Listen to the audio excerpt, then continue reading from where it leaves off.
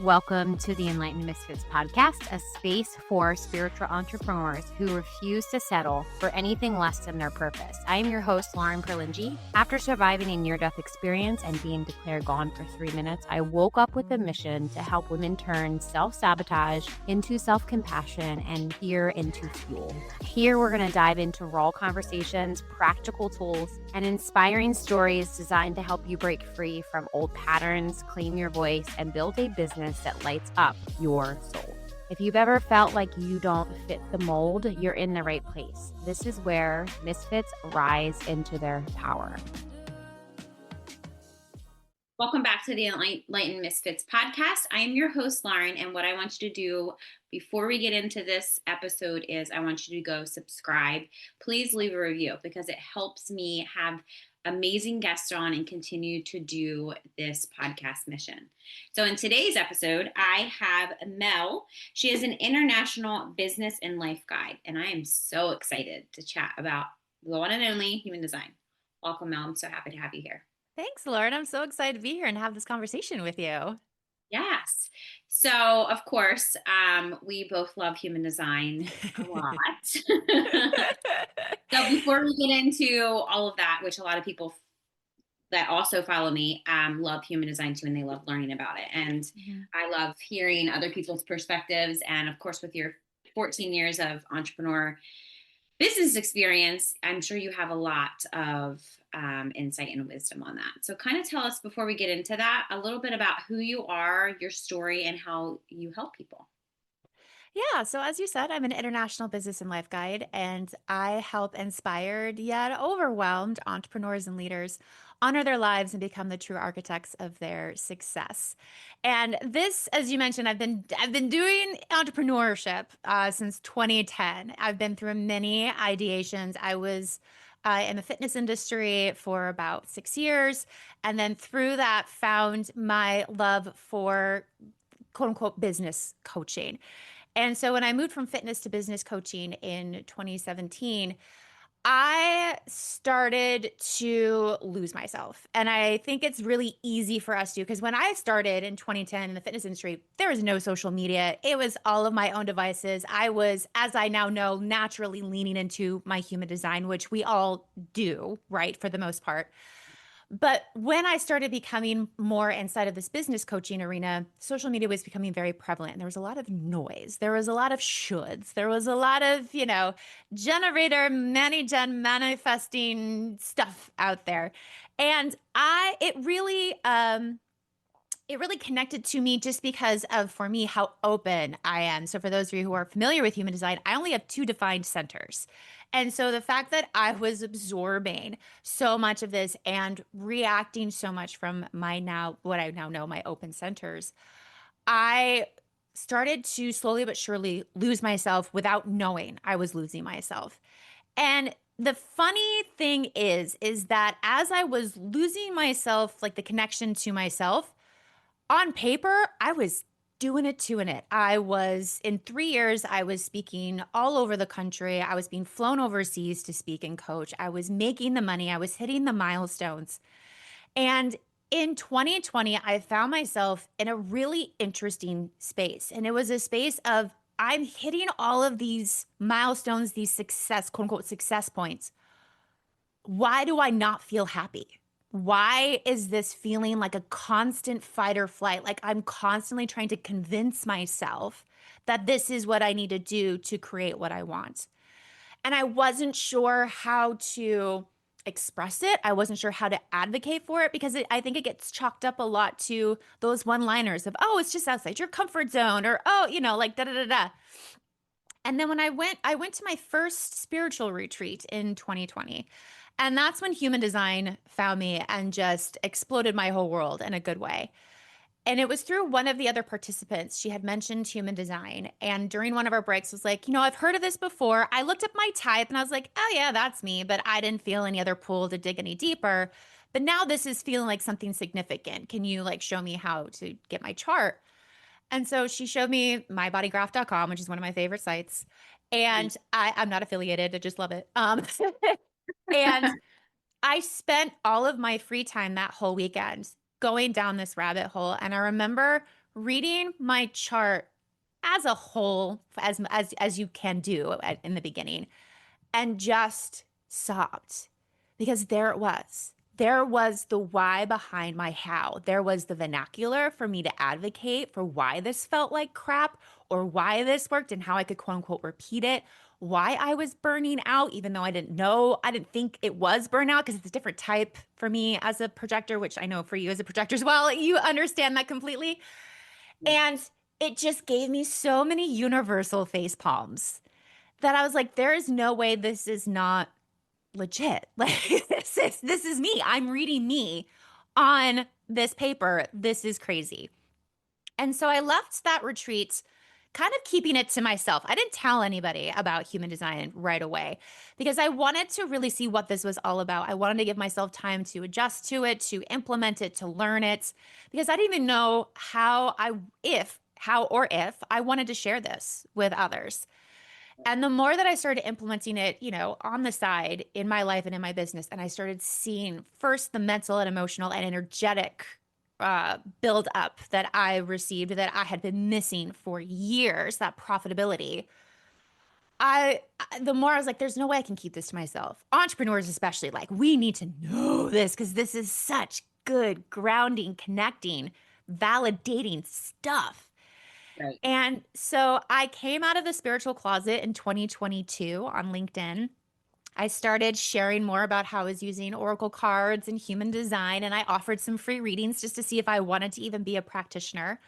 Absolutely fell in love with the entire process. And now it is my gateway to working with me on a long term, if that becomes an opportunity and a long term form. And I absolutely adore it because it's no longer me sticking to the frameworks, right? Or these four foundational points. La, la, la, la. It's Right. me being able to see you, to mirror you, and to give you the space and the permission, for lack of a better word, to connect to yourself and to rebuild or possibly build for the first time that unshakable confidence of how you are designed to create the business, the money, and the life that you want. And those boundaries, those non negotiables, all of those personalized things that you can't learn through any other form because it's not personalized. It's based off of somebody else's, practices, thoughts, so on and so forth. And so to have a tool that is just you personified and you being able to go back to with the help of a guide if you feel called to, being able to consistently go back to yourself and know what's to be true, know how to move through all of these moments is probably, to me, one of the most important things I could do for somebody else is to be that guide and to be that space, or just to be that person for 90 minutes to show you you and you start your journey on your own. Yeah.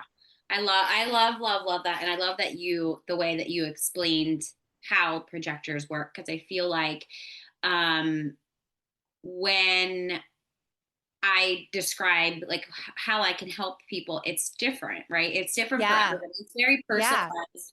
Like I can be that mirror that you need me to be. I can be that space that it's a safe space and you're Hmm. just talking. And that I feel like probably the same thing for you.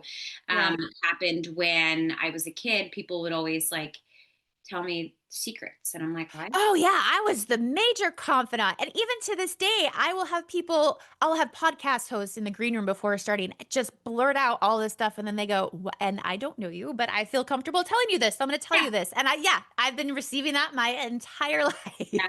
Yeah. So with learning human design, I'm like, oh, okay. Like that's why, because they just feel comfortable and they just feel like there's so many times that I got on a podcast recording that I think that they're confident. Like I'm like, they probably do this all the time. And we get off and they're like, that's my first podcast. And I was like, oh my God, Yeah. like this random things that I'm just like, what am I supposed to do? Like there's a lot of times that like, not like in this space, but um people would tell me things and I'm like, what am I supposed to do with this information? Why do I Yeah. have this information? But it's Yeah. just because they need to get it out. And it's like, it's like they say it and then they're like on to the next thing. And I'm like, Yeah. so weird. But yeah. Yeah. So one thing that I do want to talk about is I feel like I don't talk about this a lot or enough, is open spaces. So when you tell me about open spaces, now I only have two open spaces. I mean, it's literally the stability of my life. It's my root and my sacral. So that has been challenging. Wow, as a projector. Wow. Yeah, I That's have cool. everything else is defined. So as you can Mm. see, you're the complete opposite. Even though we're the Yeah. same energy type profile and authority, Yeah. you're the complete opposite. So I want to know your perspective on like how you move through that, and maybe other Mm. entrepreneurs that are projectors, or even the manifestors that have that open circle. Yeah. And that I get you just touched on one of my this is what I love about human design is there is no similar chart. Like even having those main types and to your point, profile and emotional authority, which are pretty, all pieces are important in human design, of course, but those are pretty, the ones that we talk about a lot, or especially like on Instagram and those quick snippets. The centers is where I love to nerd out on. I love the centers, and I feel like each practitioner kind of has their own Yeah. space where they just centers are I'm getting goosebumps, or just my place that I love to support in on top of everything else on human design. Mostly because it's the little background noise that we tend to not spend a lot of time in. And as I mentioned in my story, my centers were my big, or when we were chatting in the green, my big OHFs, which is a oh holy F moment. I don't know if I can curse on here. Oh yeah, you Um, can. Perfect. So I call them oh holy fuck moments. I mention it a lot in my book, She Profits, but those were the biggest validations and the biggest spaces and awarenesses that I saw that I needed to shift away from. So being as open as I am, so I'm only defined in my solar plexus and my roots. So it is just that one channel that is tired a lot of the time. Yeah, I can see why. And I have a completely open crown. Okay. So it is interesting for me, when I look at somebody's chart, how open centers tend to distract us from our natural energetic boundaries and strategies, starting points and stopping points. And so for open centers, I spend a lot of time with my clients on those because those are usually our loudest noises and the Right. loudest spaces that we need to switch. So, for those who aren't familiar with human design, when you have a center that is open, to me, I like to call them receivers. It's where you receive information. And what I was finding as I was continuing my education for myself on human design is how much I was reacting from them instead of moving them into my very two powerful, yet sometimes tired centers Yeah. to formulate, right? Or to distill. And when I started catching myself in those, the open throat was probably the biggest one for me.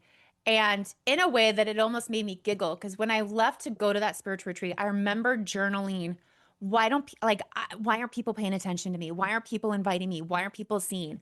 And I would listen to a conversation and just find the pattern as a projector can and interject when I could to show, to quote unquote prove my worth, my life. So it's like open heart, open throat, right? And when my chart told me that, I'm like, oh, for fuck's sake, like, okay, wait to be invited. That doesn't mean they don't know you're there. Because that's another thing too that's interesting about being a projector. People always know we're there. Our aura precedes us as far as the eye can see. Right. We are the silent supporters. We are the quiet killers of that chaos. And to wait to be invited took a lot in me to shift because as a very independent assigned female at birth person, I spent a lot of my life just pronouncing who I was and making sure I was being seen. And so to shift that not only in my life, my business has really allowed me to lean into more of my parts comfortably, especially being an emotional authority. And that's what I love about human design is you see how they start layering on top of each other in different combinations, but yet at the same time. And so for me, centers is that spot where you're like, why am I wrestling with this? Well, it's probably an open center that you've trained to be a defined center, and we Right. need to reverse it. It's kind of like, Willy Wonka, like scratch that, reverse it. Let's let's move Yeah. on. Yes. I was going to say, I'm like you. I really dove into understanding centers, like, and the gates, and I'm really big into the gene keys. Super. Mm. I just started studying the gene keys probably like the last year and a half. Mhm. I don't, I know it to be like a story. The way that I taught myself is like, I needed to figure out, because Gene Keys is just like human design. It's very complex. Like, I needed to figure Yes. out a story for, which is, I'm really excited. The podcast guest I had on Friday, it'll come out right before your episode. And she Mm. talks about Gene Keys and how Nice. she puts it into a story too. So it's like, if you're having trouble in the love category, well, Mhm. that's your Venus frequency. Then, so that's kind of like where I was. And I was like, oh my God, and I feel like the way that you attract clients, because the reason why I kind of was going into Gene Keys more lately is because Mhm. clients keep coming to me saying that they keep attracting these people that don't pay them, that, are going draining their energy. Now these are projectors and Mhm. some generators, but I feel like if you attach to a generator, you can still drain their energy as well. I mean, to be honest, it Mhm. doesn't matter Mhm. what human design type you are, people just like to they like to latch on to projectors anyway. Like, Absolutely. Yeah. you know, Yeah. and I feel like that's something that I had struggled with for a very long time and probably still do, because it's like after getting off a call, I'm like, I feel crap. Like, but it's like remembering, oh, I need to go clear my energy. I need to go ground. And then that restarts of like, that's not my Yeah. energy. And I'm like, let it go kind of thing. So Yeah. yeah, I definitely love your perspective on the way that you just described the open centers, because I feel like um, a lot of people, regardless of who they are, don't realize, like, my open centers are sacral. So I always worked like a generator. And the same thing Mhm. with my roots. It's like I constantly Oh have god. to eat and Yeah, that pressure to do and that pressure to prove. Holy man. yeah. So And it's like, being a hermit. Ooh. yeah. So it's like, so now it's like I know I use it as like a boundary of like, do I really need to do this, or is this an old pattern coming in? And most of the time I Yeah. can see, I mean, I feel like I've been in my experiment now for like 7 years, that I feel like I know when I'm like, I'm not fucking doing that. Like, it's not happening. And then I also noticed that I can use my procrastination. I know procrastination is always has a negative connotation, I but don't it believe in actually, procrastination. yeah, I actually lately have been using it to my superpower, because there's a reason why I'm procrastinating. It's because I feel like I shouldn't be doing this. Maybe I don't see all the pieces to it, and I Exactly. don't waste energy. So Yeah. one of my clients had said to me, I'm really mad at myself because I keep procrastinating. I was like, whoa, let me reframe this for you. Like, let's Yep. actually ask yourself why.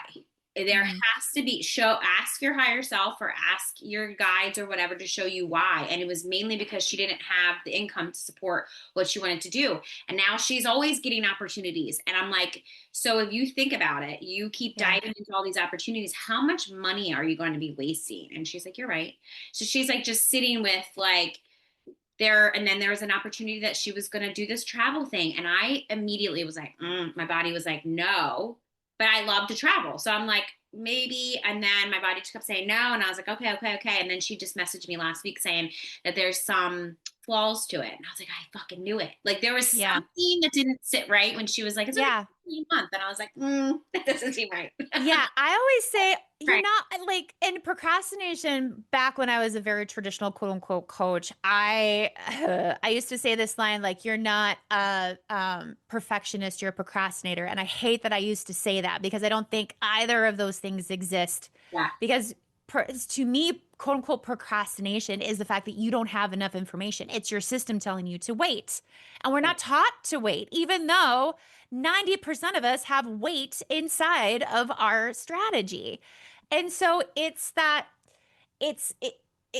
it's that push and pull of what we are taught to do as people, as entrepreneurs especially, to go after it, to build a seat at the table, da da da. To wait, that's massive. And I love that you said you're in your experiment because I think that's not talked about a lot inside of human design. Also, is that people are trying to equate human design as a checklist or as a formula or as a do's and a don'ts. It's an experiment. It's guidelines and information that is up to you to implement and play inside of and to customize. And I think that's where people don't go too far into. And it's always interesting when I get people who have a reading with me and they're like, well, I want to know X, Y, Z. I'm like, okay, well, I can show you where those are. And I can show you, why that probably has come forward. But I'm not going to sit there and go, now do ABC. It's like, here's your awareness. Go, be, play. And Right. it's that switch. But human design is more than a checklist. And the other thing I love about it is it helps you redefine those terms like consistency. I know for me as a projector, that definitely has a new resonance and new definition. Sales, rest, procrastination, success, satisfaction. Like, I love that it gives you a personalized lens to look at those words and know how they connect to you. And that's what human design is all about. It's not telling you what to or not to do. It's showing you where your boundaries are, but it's up to you and your lived experiences and your culture and your community to have that awareness and play it out and see how it gives you more information and how you can really implement this. Or if it even needs to be implemented, it's probably that background app that you didn't even know it needed, time. And once you're like, oh, I have a background app, sweet. Then your subconscious can play all day long and you can actually focus on the things that you want to focus on. So it gives you that direction, that kind of true north direction of what really is a priority for you in your process and your pace and all of those things, and what you can just leave be and let it do it, right? Right. Yes. Yeah. Now you said something really powerful. You said that like that background app, Mhm. and I don't think kind of explain, like I know what you mean by that, but kind of explain to Yeah. people, like, so what I see, or like what I'm hearing that you're saying, is when you began to start running your business in alignment with your design, like Mhm. that is when that had shifted dramatically for you. Can you kind of like Yeah. give us a story about yourself, or maybe a client that you had helped with? And also, do you use human design? Like, do you take people's charts and like help them, like personalize? Obviously, it's all Mhm. personalized, like, but help them run their business according to Mhm. their design? Yeah. Okay. Yeah. So to go back to your first question, probably one of my so the background app thing, we we have this habit, and by we I mean entrepreneurs, especially those who are assigned female at birth, to have everything in front of us, to have the checklist, to be like, hey, I need to go here, here, here, here, here. Like it just helps us feel in control. And what human design is not is control. It's awareness, acceptance, play, experimentation. It's anything but control. It shows you where you can be your most profitable. And when I say profitable, it is always multi-layered. That's mentally, emotionally, energetically, and financially. Yeah. And it helps you do that without effort. It just naturally happens. One of my things that I love to do with my clients, actually, I'm going to tell a story about one of my clients to kind of highlight this. So I was having a reading with her, and she is a manifesting generator. And I said, inform is know thyself, inform, blah, blah, blah. And she like kind of emotionally reacted to inform. And I was like, ooh, I just saw you pull away there. What's going on? She's like, I don't like to tell people things because I don't want to hear their feedback. I keep things to myself. I was like, okay. She's like, so I don't know how I can do that. I said, no worries. Tell you what, walk me through from start to finish your latest, most profitable decision. She goes, well, I was thinking about this and I was talking to a friend. And then she stopped herself. She's like, oh, like, yeah, Yeah. like we all naturally do that. Yeah. And so I do that a lot with my clients and I do that a lot for myself. So to shift back from that, like that fear, or even, especially for manifestors, manifesting generators, that inform bit. My son is a splenic manifester. And at 14, teaching him how to remind him about informing is a whole nother journey. Um, well, one of the things I love is when my clients fully trust what they don't know and act on what they do and wait for that background app to bring forward that next step. So, way to inform, especially my generators with those stair step style of success to respond to and to know that it's going to be there. So they have everything in front of them to master, to do what they need to do to, create that profitability. And while they're in that, everything else is working on in the background. And so to see my clients trust that and not feel like they have to do this, especially my Manny gents. I need to focus on one thing. Oh, honey, please don't. Right. You're going to make yourself so mad. Let's not. And I attract a lot of 3-5 Manny gens, which is a whole nother group of people that are amazing. But it's it's that through line that you need to find of what you know to be true, and you know a lot. There's that quote that I love that says you have everything inside of you to answer the call of your soul. You just have to find it. And human design is your map to coming back to it, because you're not really finding it, you're just coming back to it. Because if you do look at any decision that you've ever made that turned out better than you expected or as you expected and was a good thing, it's because you naturally leaned into your design. So it's coming back to that foundation for yourself. Yeah. Now, thank you for explaining all of that. I was just thinking once I'm having all these like questions, I'm like, woo, like I just have all this stuff I want to talk about. But the one thing that I just came up this week was the not self theme. And I feel like that I don't think I hear anybody talk about it. And one of my old mentors a couple months ago, probably 6 months ago, had said to me, "Oh, you're like a shadow worker." And I'm like, "Why the hell did you call me that?" That's so And I'm like, I haven't heard that. I mean, I've seen it. I'm like, I don't do dark magic. I don't do like, I do witchcraft, but like it's not dark. I mean, maybe I did at some point, but like I don't do that now. Like I don't use all of that energy in my business anymore.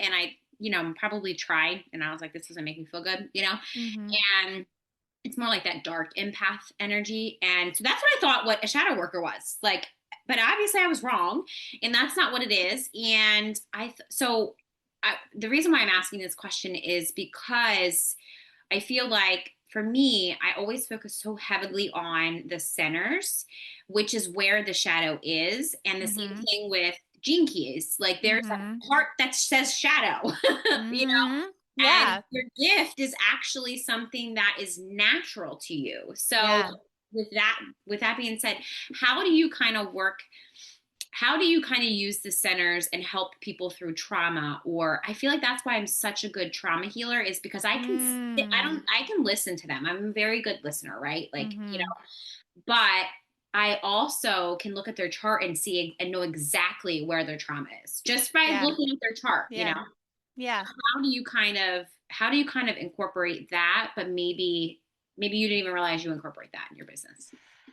I love that you're bringing this up. And it's so interesting because a great colleague and friend of mine, Kim Romaine, who's another practitioner, she was talking about how she's been pulled to talk more about shadow work and redefine it because it has become this very heavy, dark, I mean, to be honest, white woman washed guilt trip. Yes. That's not what that is. It's just the part of it that's not anyway. So I love that this is in alignment with what her and I were talking about, because she uses it in a format when it's in alignment with social justice and advocacy. She's amazing with that work. She also uses gene keys and astrology as well. Yeah. For me, this is where I see it a lot, to kind of piggyback off of the question you had earlier with, how do I use this to help my clients build their businesses, is I show them where those hesitancies are from. And especially those who have what I like to call corporate PTSD, who moved from corporate to entrepreneurship, there's a lot of stuff there, right? Yeah. And when I know that, and to your same point, when I see their chart, I'm like, oh, okay, I know exactly who's screaming and why it's screaming. Yeah. And we approach things. I meet my clients where they're at every single session. I have no agenda. I have no nothing except I voxer them maybe beforehand, be like, hey, how you feeling? Anything you want to bring forward before we spend time with each other?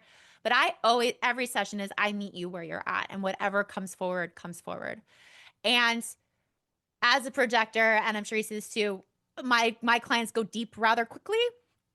And so personal stuff does come up, which is why I say I'm a life and business guide, because they're one and the same. Like, your life affects your business affects your life. We need to stop separating it.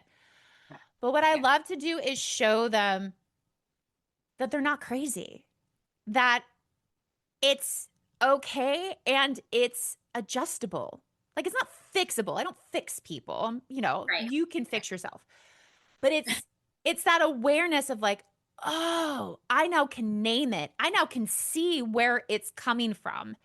Right. So with those two major awareness factors, and knowing that how I can shift it over, or what process I can create for myself, a routine I can create myself to clear those, it becomes less of a scary unknown and a fight against, and more of a, oh, just kidding. Like, oh, I went too far because I can feel it in this center, or I'm feeling frustrated, or I'm feeling bitter.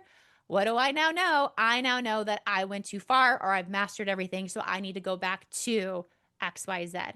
And so when I'm helping my clients either restructure their businesses or build out their businesses according to their design, we look at that through their offers, through their daily routines, through their marketing, through their networking.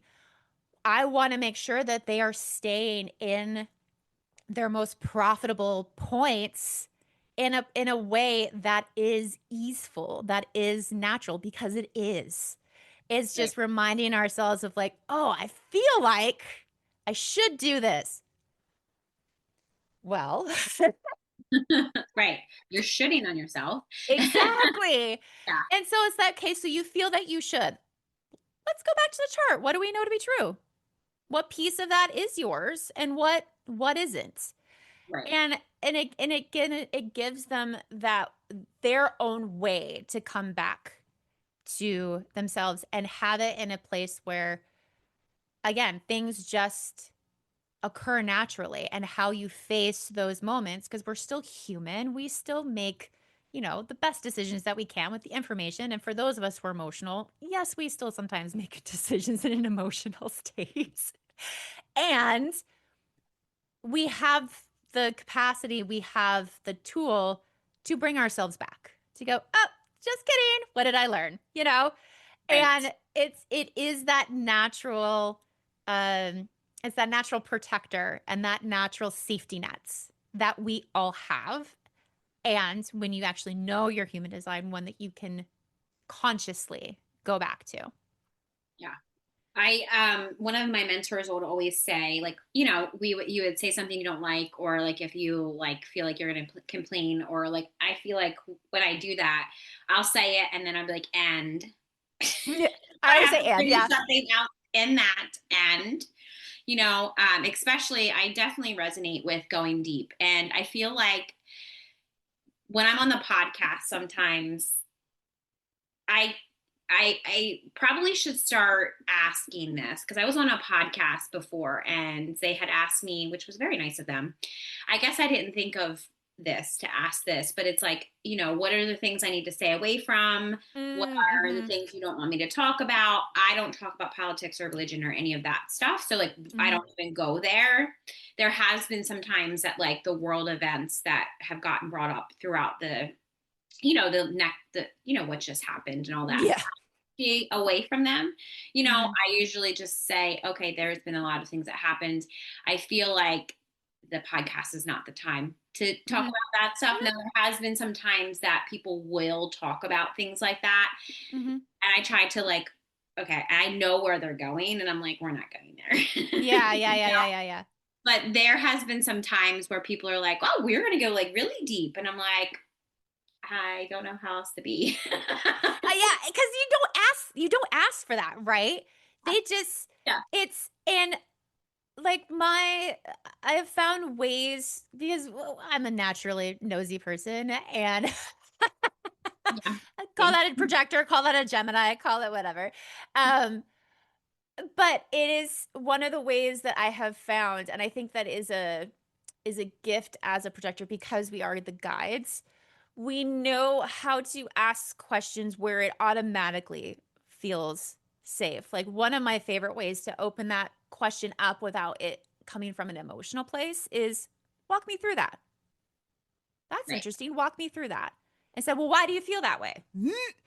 Because then it goes to your head and it goes to your head. And, Yeah. But those ways of, and I always love having conversations with people who do have different ideologies than me because I do find it fascinating. And Yeah. it's one of those things of like, I'm always honored when my clients tell me things. And it's beautiful that they do because, especially when it comes from, kind of going back to our original conversation of open centers and trauma, when they have gone through some very heavy shit. And you see that they are open in their heart, that they're open in their identity, they're open in these very sensitive spots. And due to training to just get through that trauma, they have defined them like mothers. Yeah. It's that release. And it's interesting because one of my clients, when I first met her, she just started her sobriety journey and she has an open spleen. And so Okay. to play with an open spleen sober was interesting because that's one of the reasons why she drank is because she didn't want to listen. She didn't want to react. Like she didn't want to hear from her spleen. Yeah. And to trust the openness of it. Because let me tell you, she was defined AF in her throat, her center, her sacral, and her root. I mean, she was like centered. And when I showed her that, to see her shoulders drop and just go, oh, I had been fighting this thing that I wasn't supposed to respond from anyway. It was just information that I had full function to move through without the help of alcohol. And Right. to support her through that transition of her into her sobriety, she's now been sober for 4 years. Wow. It's been so beautiful to see, again, her natural design have the space, have the clarity to start working in a way that is already hers and without her trying to coerce or to ignore with the help of those outside factors. Yeah. And the one thing that I do love that you just said is like the release part. Like once people find out about their human design, and I Mm-hmm. mean, you don't really need to understand. Obviously, you can go work with Mel, and she can help you understand your human design. But I feel like people get so overwhelmed when they Oh look at yeah. this thing and they're Yeah.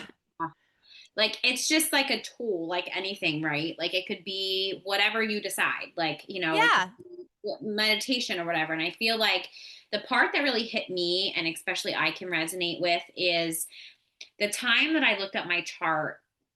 It had to have been about 15 years ago, and I was like, what the fuck is this? I don't even know what this is. So I I just wasn't ready to take my spiritual journey and healing journey. I just wasn't there, and that's Yeah. fine. Yeah. It Yeah. wasn't where I was supposed to go.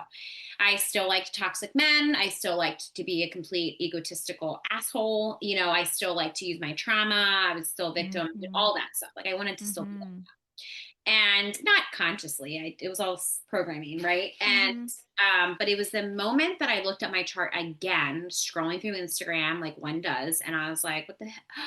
What's this?" Into my chart, and I go into it, and I'm like doing all this stuff, and then I realized, holy shit. This I can like let go of having to feel like I have to do this and that. And I feel like that part Mm-hmm. for anybody that I tell everybody they need to go get their chart, right? Like they can go get it wherever. They can use my link. They could go get wherever you can get your damn chart. Go get it because Mm-hmm. I feel like once you read it, it's like you can stop playing this character that you're not, or like that mask can fall off, right? Mm-hmm. Yeah. And And it's that's the part. yeah, and it's funny because it connects to you when it's supposed to, right? Right. Like to your point, if you would have told me when I started my fitness business 15 years ago that I would be using a spiritual tool to help business owners, I'd be like, what the fuck are you talking about? And human design actually found me the first time in 2017. And like I said, all I said was, I did the Instagrammable, oh, I'm a projector. Cool. And then felt no inclination to follow it whatsoever.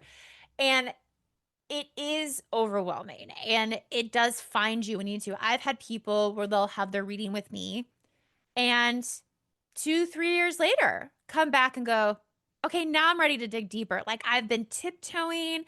I've been kind of, like I've been listening to the recording over and over and over again because you get your session recorded. I've been looking at my workbook, blah, blah, blah, blah. Now this is really like, I can't let this go. I want to spend time and dive into whatever it is that I want to dive into. And that is the beauty of human design, is that it, as I mentioned earlier, it's not a checklist. It's not a timeline. It's there and ready for you when you're ready, and you take it and implement it and learn it as you are. The person who brought it forward says it takes an average of 7 years for you to incorporate your design. But that's an average. Right. Yeah.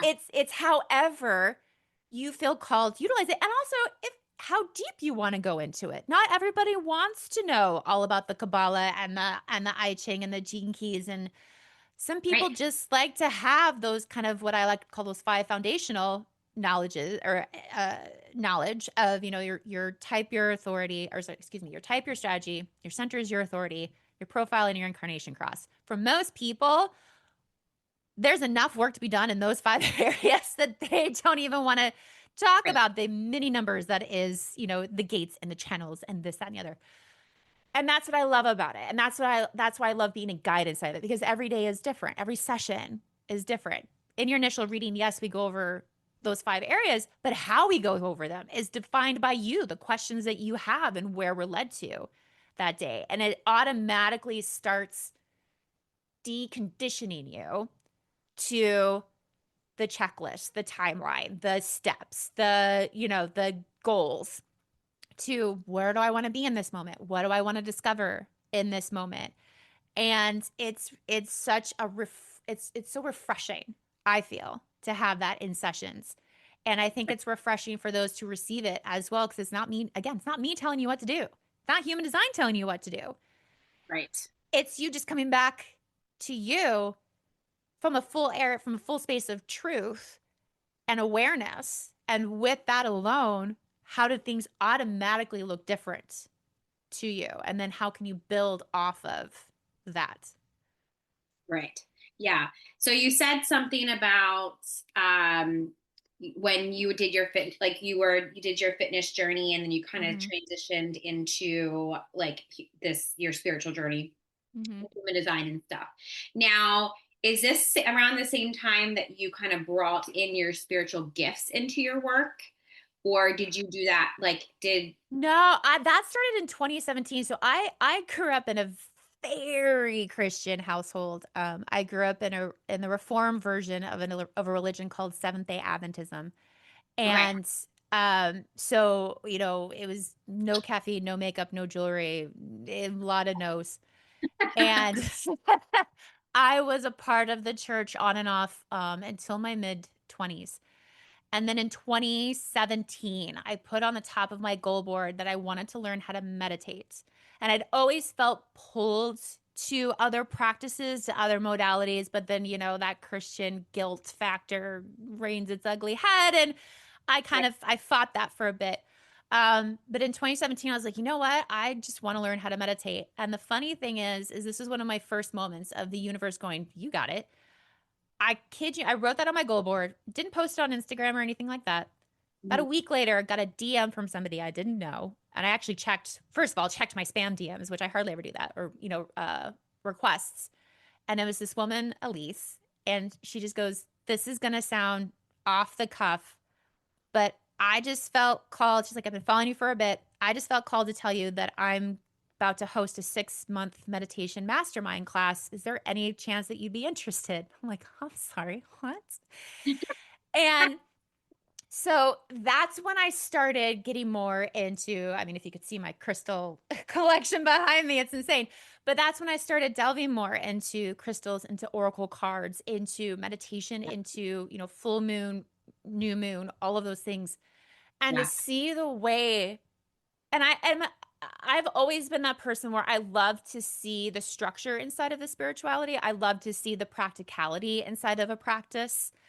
Yeah. And to take what I already knew about science and my past experiences and then layer this spiritual aspect to is like, well, yeah, of course that makes sense. And I think that's what led me to human design as well, is the fact that there are so many layerable. It is a quote unquote science because it's got quantum physics or quantum Right. mechanics in there. Yeah. Yeah. And like again, that and Yeah. it's the and that spirituality and science have always been, but we seem to have been separating them over the last, 100 centuries or so. But it's one of those things of when I started becoming more open about it, that's when I realized how much people didn't know they needed those tools because they had this context to them of witchcraft, of bullshit, of, Yeah. all this stuff.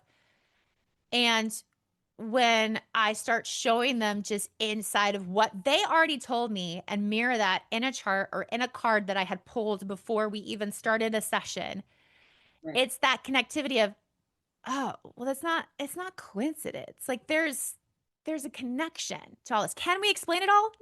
No. And that's what faith is for. Like it's in everything. Faith is even in science. It's called a hypothesis. Right. But it's taking those foundational things of what we've experienced, what we know to be true, and what is, quote unquote proven, and leaning into those foundations and experimenting from there. So ever since I have been out of the spiritual closet on LinkedIn, the people who have come forward to ask for complimentary new moon or full moon card pulls and then go, I didn't realize this is what I was looking for. Like I was looking for support, but I was looking for something practical. I was looking for something 60K in 60 seconds worth.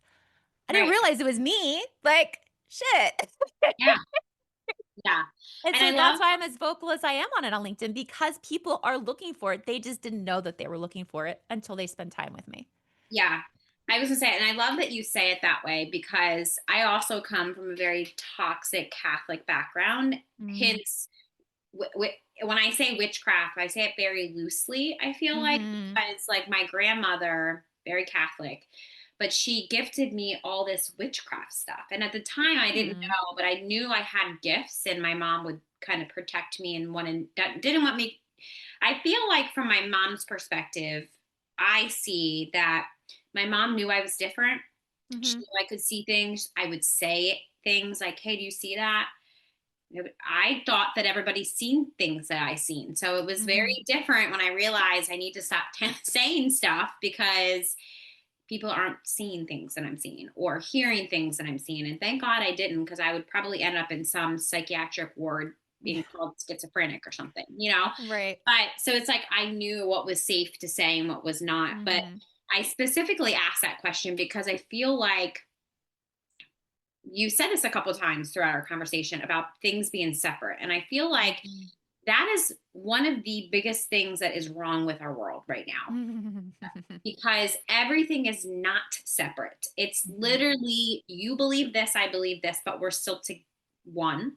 You have Mm-hmm. this belief, you have this belief, but we still all come, and I don't really care what religion people believe in or what, we all come from one source, regardless if Mm-hmm. that's God for you, if you think you come from a tree, who gives a shit? Like, I don't care. Like, Mm-hmm. I really don't give a shit what beliefs you have or what you say things. Yeah.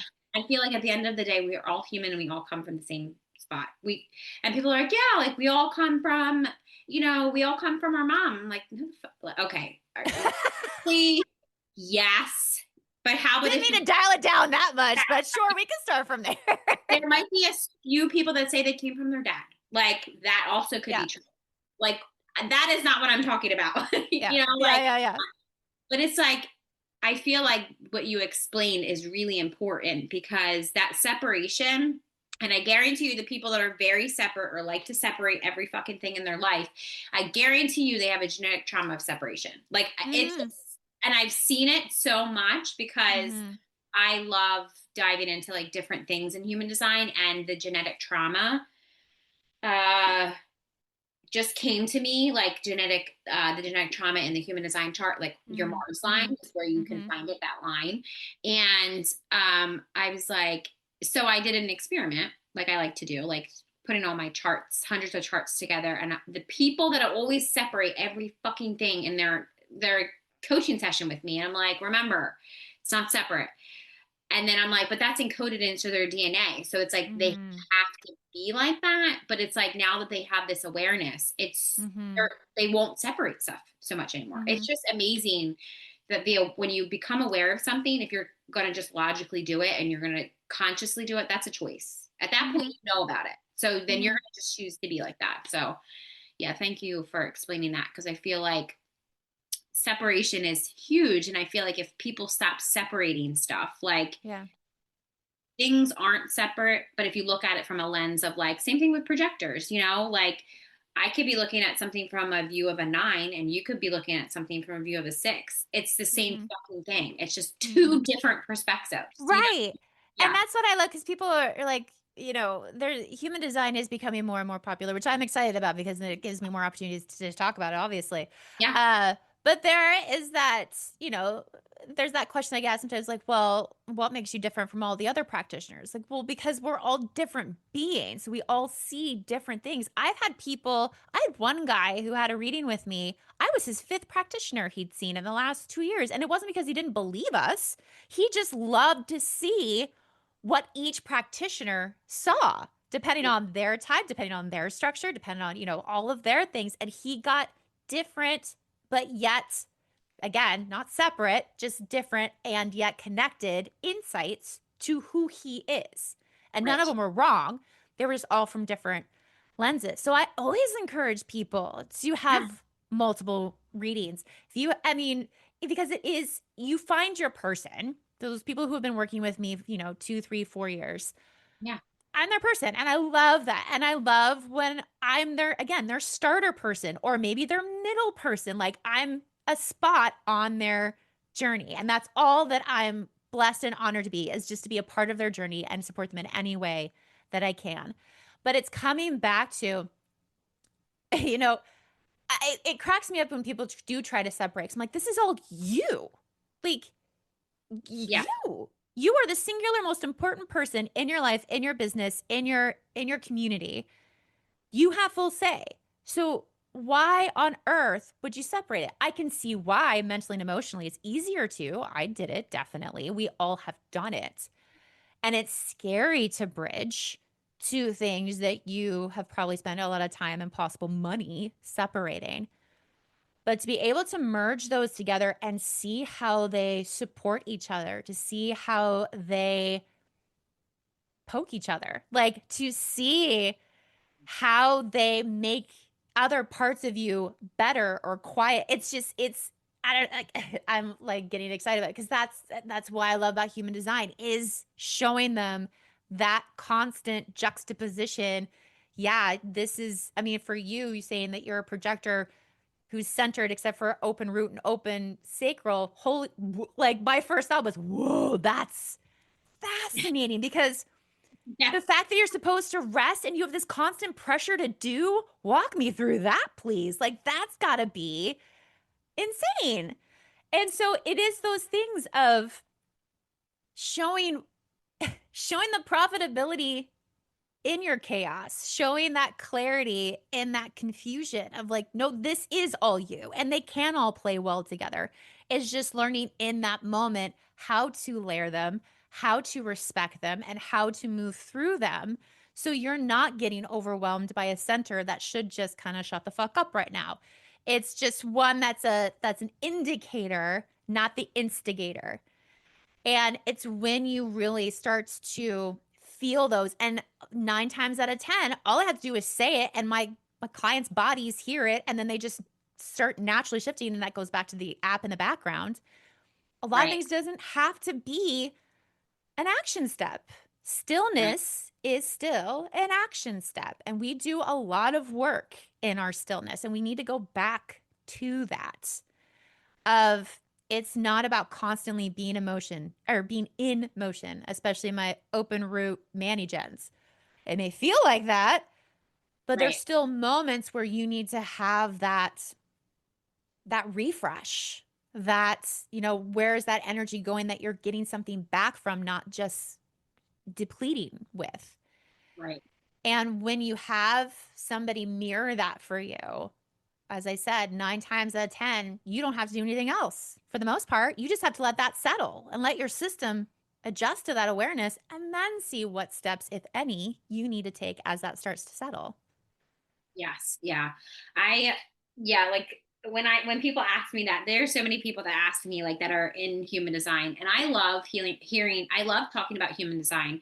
But specifically, I feel like I was a lot of people's first, and they're just so cute and funny. A lot of my clients are like, "Oh, well, she's like the best person to learn human design from." I'm like, I do mine more intuitive. Like, sure, I think I'm good too, but I feel like could be other people like that are better than me, And it's like when you said about, like it's people's journey. So it's like, I just want you to know about human design. I don't really care what you do with it or if Yeah. you ever use it again.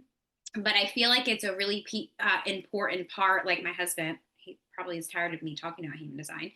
But at the same time, I feel like when I ask him, what did you learn? He loves learning about himself. Like that's why he got into astrology in the beginning, like when he was a child.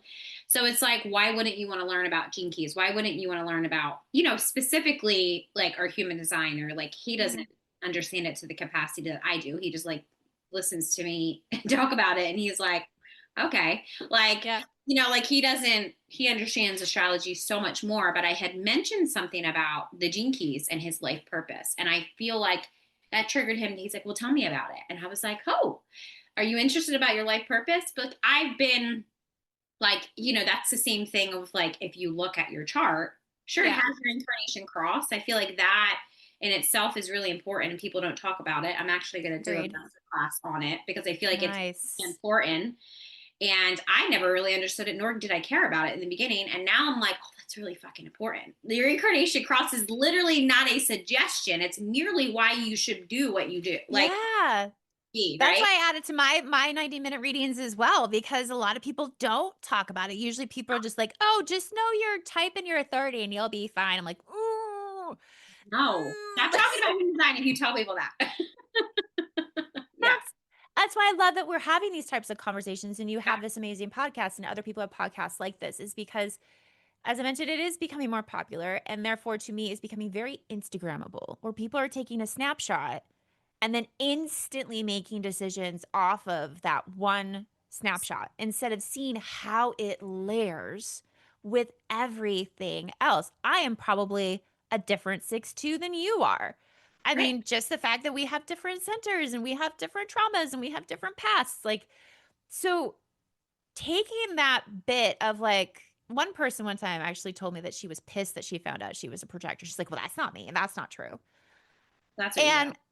I was like, well, either you put your date wrong, because some people do that. Yeah. Depending on the site, because I know the site that I use, it's date first and then month because it's European. Oh, yeah. But Or I the always double check when I do readings. Yeah.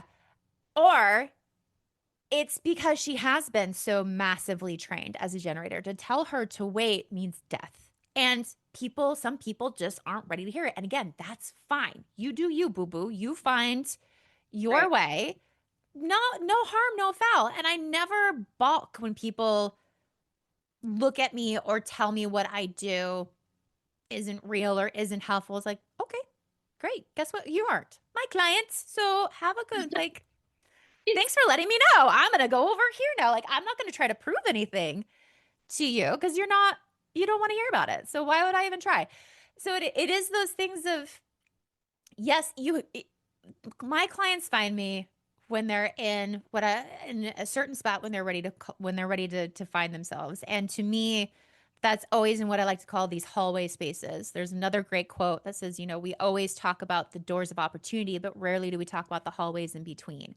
I Yeah. love the hallways. The hallways are the good bits because those are those transitional spaces that we don't take enough time into. We try to rush past them. I know I did, and just trying to, grab all that I can from the last door and run to the next one before shit falls out of my pockets, right? And instead of going, oh, this door is now closed. How do I celebrate? How do I recalibrate? What do I want to do?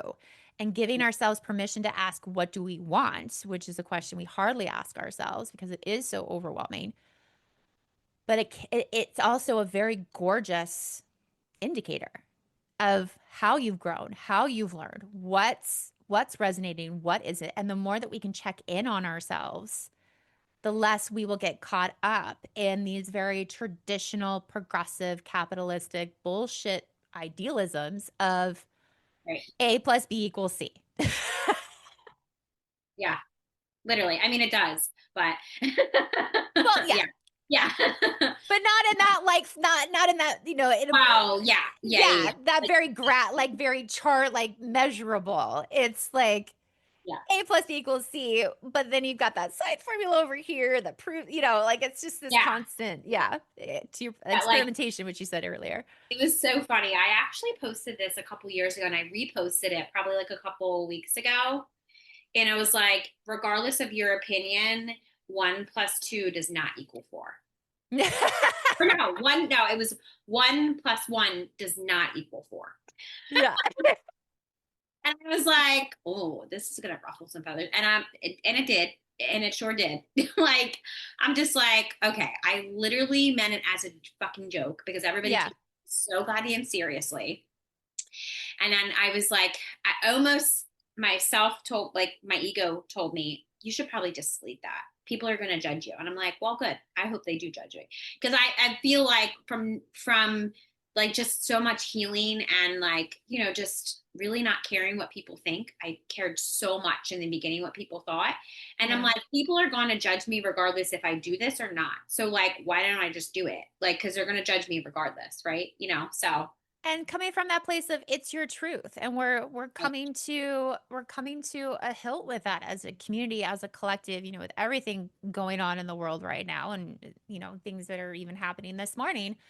And moving into, I mean, this episode could probably go for like 2 hours, but I know, I was going to moving say. into like the solar plexus mutation of 2027, right? Like we are moving into an age of identifying and connecting to who you are, letting that truth shine, because that in collaboration and partnership with those around you, that's the next step. It's no longer about fitting in or finding the cog or, doing it. It is more about, ooh, who am I? What are my practices? What are my routines? What are my processes? Where do I say no?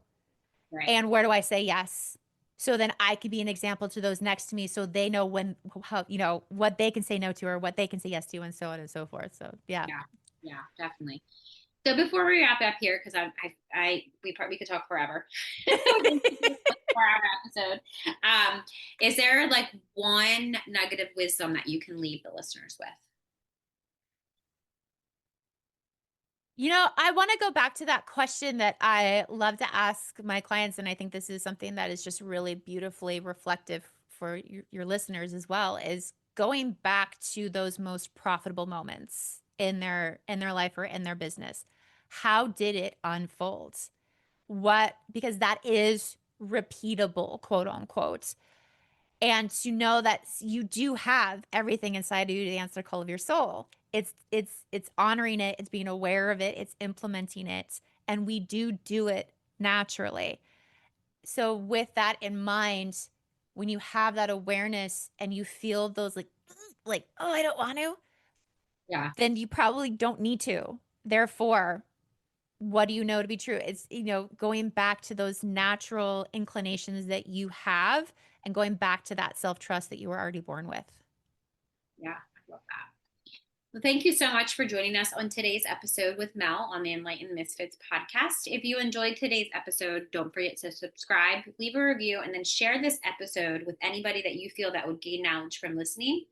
Stay tuned for more captivating conversations in the future. I hope you have an amazing rest of your week, and I will see you next week.